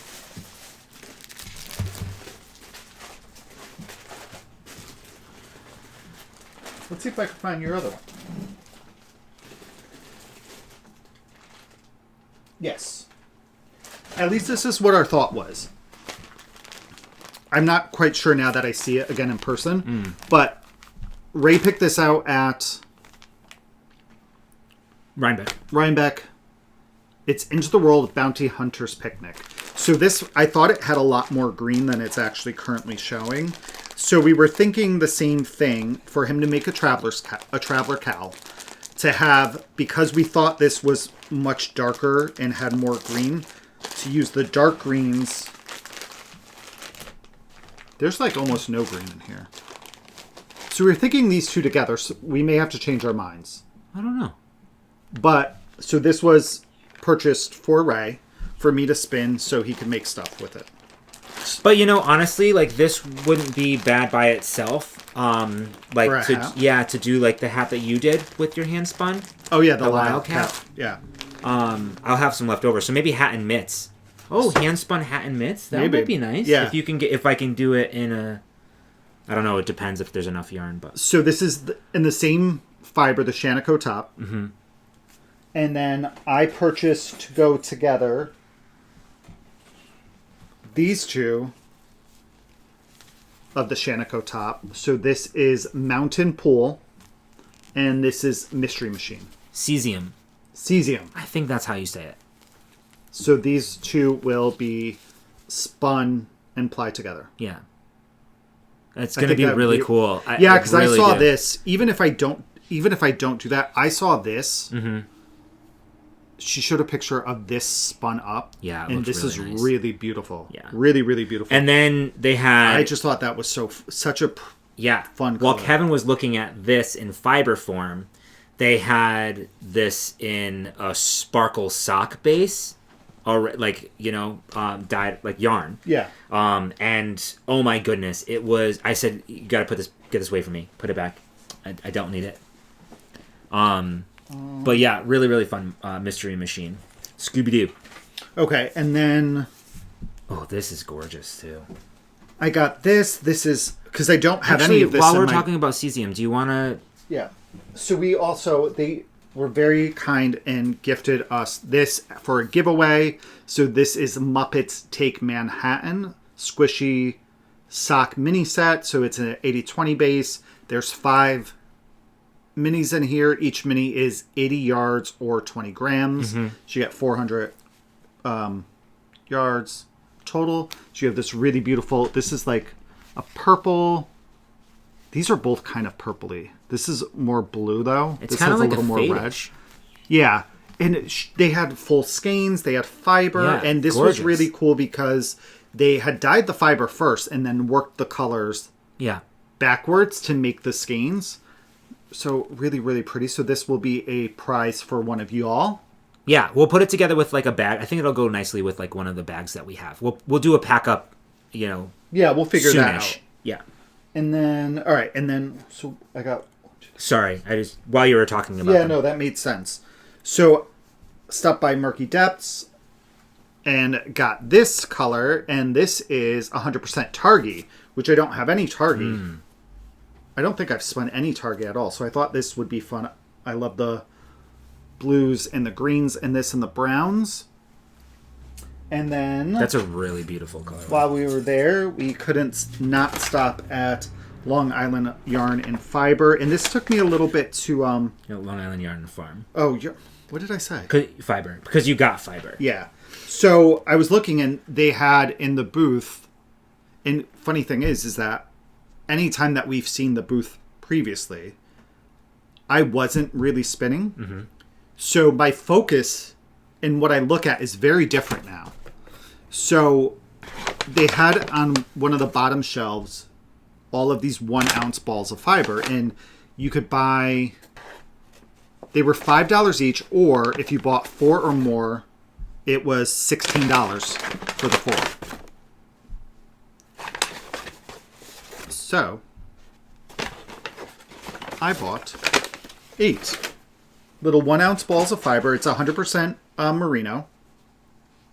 And I got colors to go together. So the first 4 that I purchased were these. And I love that they're solids. You know, I'm going to split them probably in at least 2 or 3 and then spin. And then these I got just because it's outside of colors I would typically get. This is freaking gorgeous.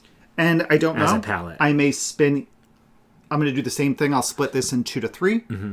And then spin color 1, 2, 3, 4. 1, 2, 3, 4. 1, 2, 3, 4. And I'm thinking that I'm going to apply these together. So the first 4 and the second 4 together. The blues and the... I think I might do that. These actually look nice together too. So that's what I'm going to do. So that's all the fiber I got. Right? What the hell is that? Yeah. That's all the fiber I got. Nice. Lovely. All right. You go first. I'll go and I'll do this because this is also from Cesium. We actually probably should have showed the minis with these. I love a mystery, you know? And I love the concept of an advent with minis to open up something every day. I don't enjoy the process of winding minis, so I don't typically knit with minis because I just don't like winding them. However, this was part of their advent from October, so they had little pack-ups of some of their advents. And there are only like 4 packs. I found they were mixed together, some DK and fingering mixed together. I happened to get 4 DK minis because I thought, hey, that's kind of fun. And it's more digestible for me to do 4 DK minis.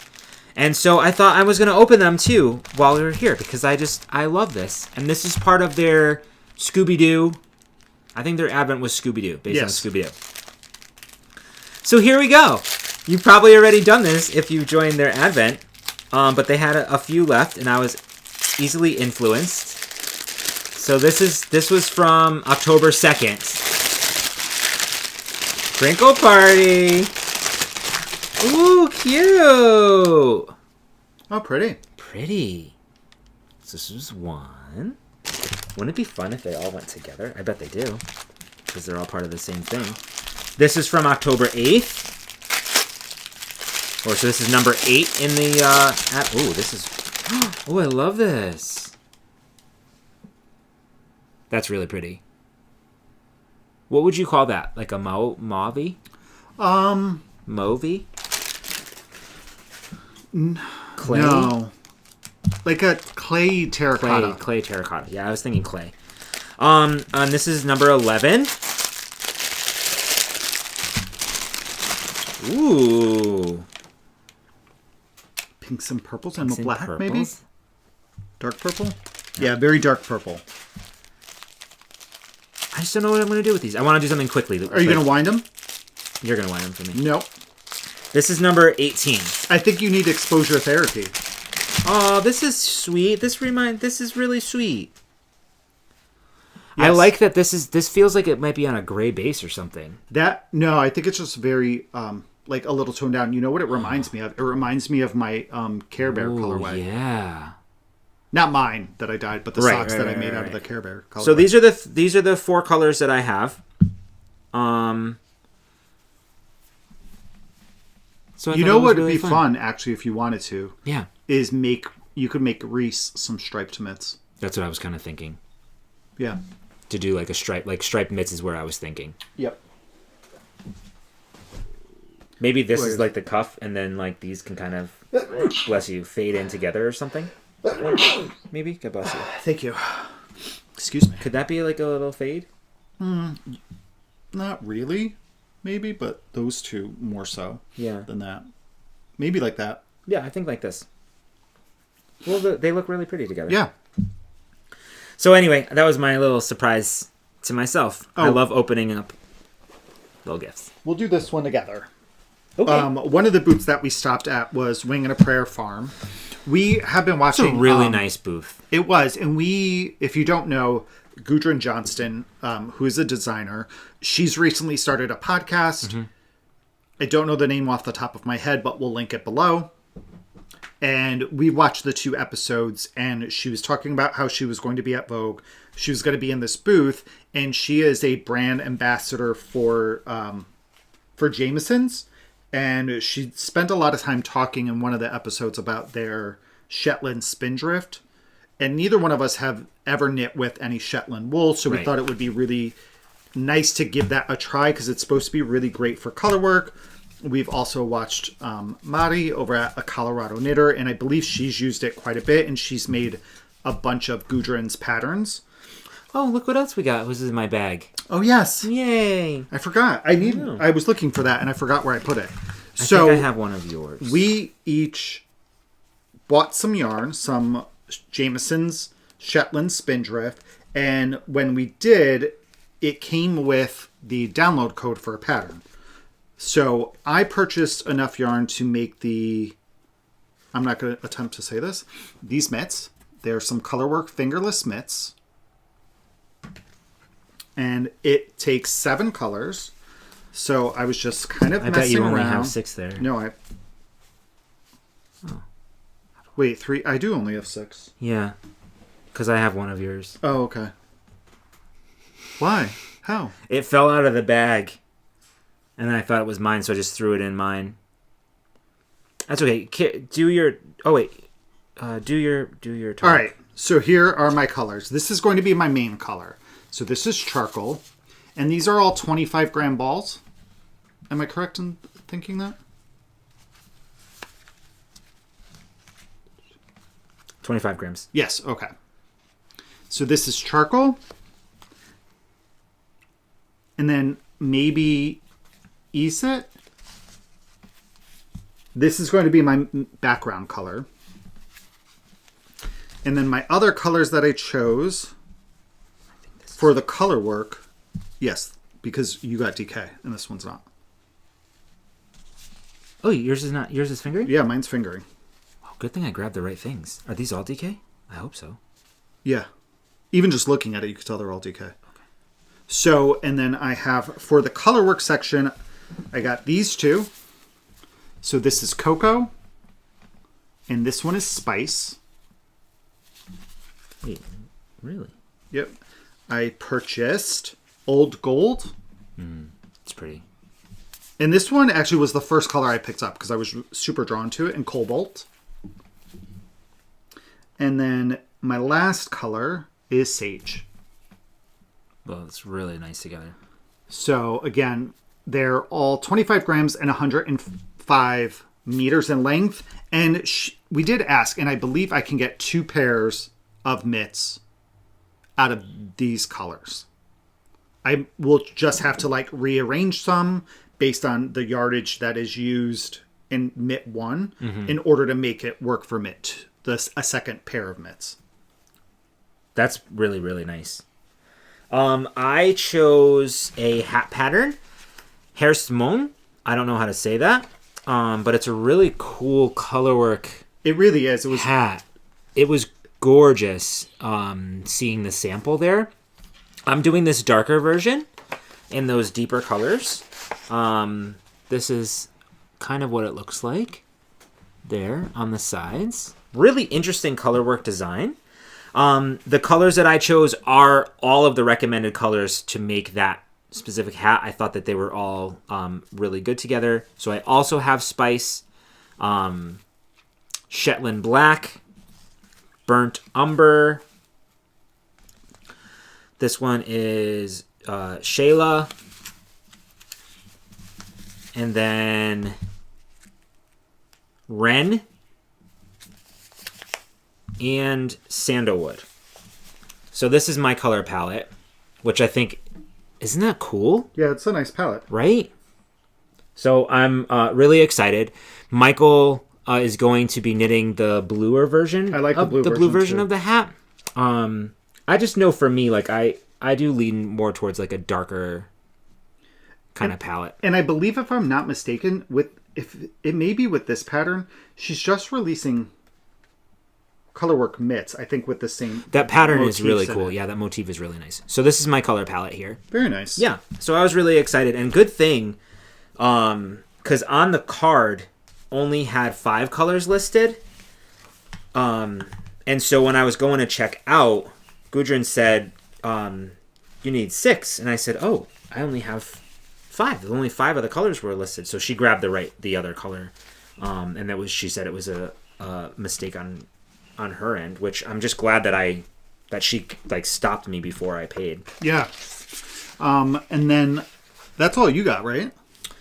That's it. Those were all my purchases. I did pretty well. You did. Not that it's a competition we have to like not do well, but I got things with intention except for the. No, so what's really interesting is that I only made 2 technical yarn purchases. Yeah. A lot of it was fiber. But this one... Sorry. I don't know how to say this company's name. But we've seen them a lot. And Akiga. Akiga? Isn't it Akiga? I don't know. Fibers. And there was a sweater sample there, and I had attempted to knit Riley a sweater for Christmas, and I didn't finish it. I was just having issues with the pattern, but I saw this pattern, and this is it's called Merci. Sorry, Oops. 1 second. Okay. It's so pretty. It's so cute. So I got some yarn to make Riley a sweater, and I'm going to make her, she's just turned 2, but I'm going to make her the 4-year-old so that she could get some years out of it. So these are my 2 colors that I will use, and it's going to be striped. So I'll be striping these 2 colors for that sweater. And this is, again, it's Merci by, not Debbie Bliss. That's the yarn that was used.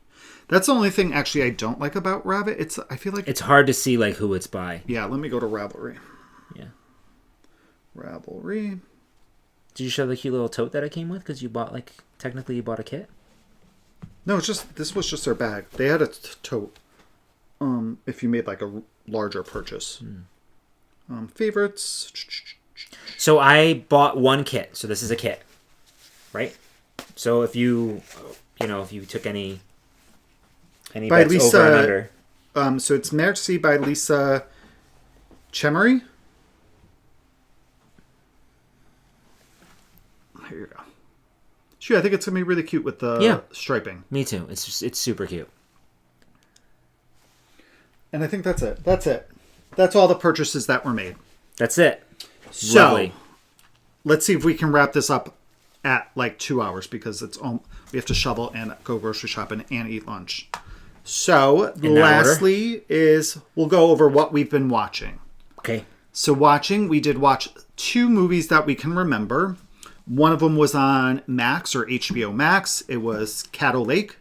Yeah. Good. With Dylan O'Brien. And do not be fooled if you go there. It is categorized as horror and it is not. No. It's definitely more of a like thrillery suspense type of movie. It was really, really well done. Really interesting when you figure out what's actually going on. And then how you still think about it afterwards. Yes. Because we talked about it even the following day. Yeah, because then more things started like popping up in our heads, like, oh yeah, that's why X, Y, and Z. So it was really good, and the main actress in it, she was from the newer Little Women movie. She played Beth in that. I don't know her name, but very good movie. Highly recommend that one. And then last night we watched Back in Action on Netflix with Cameron Diaz and Jamie Foxx. Yep. And it was cute. It was cute, like, spy thrillery. Yeah. No, that's a lie. I was going to say something, but that's wrong. But yes. I actually am not a huge, or historically not been a huge Jamie Foxx fan. But I thought he was really good in this. Like, his comedic timing, I thought was really good. Like, he would make these comments under his breath, like, after his kid spoke or, after she spoke. And I was like, oh my gosh, that was actually really funny. And Glenn Close is in this as well. Yeah. And some other guy, I can't think of his name off the top of my head. But it was entertaining. It was. It's not winning anybody an Oscar. Absolutely not. Or a Golden Globe. No. Maybe a Razzie. It was one of those, like, I think it's a family movie. Yes. Yeah. I think older, like, there were a couple of... Teenagers. You can watch it with you're not watching that with a 6-year-old. No, there's definitely... Yeah, you're right. Yeah. You're right. So those are, I think, the movies that we watched. And then television-wise, we're currently watching 2 TV shows. We're flipping back and forth. We're watching season 2 of Silo on Apple TV+. Mm-hmm. And we're watching, this was based on Michael, Piece for Beast recommendation. And we are watching on PBS Miss Scarlet and the Duke. And that is just an enjoyable show. It's good. It is. It's one of those you just like turn it on and go. There's no like it feels like there's no commitment. Like you're not like emotionally like committed to it or anything like that. It's just good. That's actually really good. You're not emotionally committed to it. Yeah, but it's entertaining for sure. And you want to keep watching. Yeah, so we're on that there's 2. shenanigans. They're gonna get out of their shenanigans. Yeah, like it's good. That's all. I think that's the best way that's how I feel. Yes. And then as far as reading, I finished a book. Where's my Kindle? All right. So I finished Of Blood and Fire by Ryan Cahill. And I'm currently reading Of Darkness and Light, which is book 2 in the series by Ryan Cahill. This is a fantasy series. Dragons, elves, magic, giants, and it's really good. Book 1 is very reminiscent of Aragon. There's a lot of similarities between the two, I feel like. Book 2 is much longer. It's somewhere, I forget if it's 600 or 800 pages. It's quite a lot of pages. And it starts off with a ton of action. Let's see.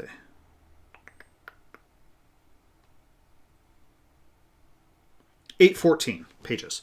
Ton of action. There is a lot of new characters introduced. So this one you're jumping around quite a bit more between people and between different areas of this world. And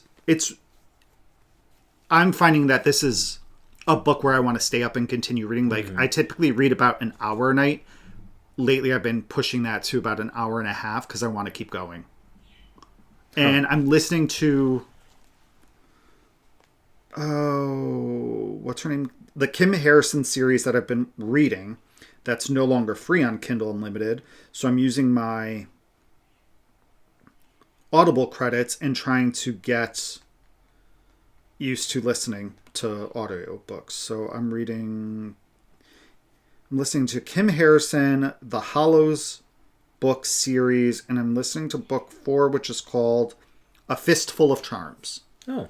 So I found that I need to increase the speed a little bit more for myself instead of doing like 1.5 times. I think I'm like, or maybe I went from 1.3 to 1.5 speed. I listen at 1.4 usually. Just so that I can, it's a little bit faster and I can, and it forces me to listen to it instead of having my mind wander. And I'm really happy because Jenks is back in the book and he was kind of absent from book 3. So I'm really excited for you. Yes. So that's what I'm reading and listening to. Great. I just started of Fire and Bone, Blood and Fire of Blood and Fire. What did you just say? Yes, Blood and Fire. Yeah, not Ash. Blood and Fire. I just started that on Kevin's recommendation. I'm not very far into it. It's okay so far. I haven't fell in love yet. We'll see what happens. I fell in love. I was intrigued by the prologue. Reading that first prologue, I was like, oh, okay. Well, not the first. There's only one. Yeah. Okay. I'm just curious. I'm curious. I'm at the curiosity phase right now to see where it's going to go. I am listening to book 7 of the 13th Paladin series. It is my phone. It is called The Eternal Empire, I believe. This person's still freaking out about their coyote tracks in their driveway. So do you guys have like a Ring doorbell or like neighborhood and people are like, oh, and you get all those messages? They're just really funny to read. They are. They're entertaining. Yeah. Okay, so I'm currently listening to The Eternal Empire, the 13th Paladin series by Torsten Weitze. It is phenomenal. This series is one of my absolute favorites. This is book 7, like I said. I believe there are 13 books in this series, somewhere around there. And I'm listening to it, and I love everything about it. These characters are so good. There's not one of the main characters that I don't like. I love the story. I love that each one of them have their own little stories, but I think it's a very unique, I think, like magic system and kind of story in itself, all in all. And the journey has been very consistent, like with the quality of like the journey, and it's getting better and better. So these are, I'm every time I finish, I'm totally giving like 5 stars to them. I highly recommend, and it was great. This weekend bumped into somebody who just started the series based on my recommendation, which is always nice. You get nervous, right? Like when people are like, oh yeah, I started reading that book because you did, and we all have different tastes, but they seem to really enjoy it as well. Well, and I forget to tell you too, people do comment that they've started this series and they enjoy it, but I always forget to tell you about all the comments. It's really good.